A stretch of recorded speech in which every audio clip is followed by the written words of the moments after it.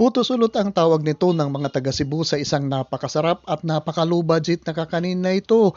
Paghahaluin lang natin ang ating mga sangkap kagaya ng all-purpose flour, sugar, salt, yeast, baking powder at pagkatapos po ay imimikos-mikos lang natin sandali at saka idadagdag na rin natin ang ating kinayod na niyog. At kapag nahalo na natin ito ay dahan-dahan naman natin idagdag ang ating tubig at tayo ay gagawa ng isang dough.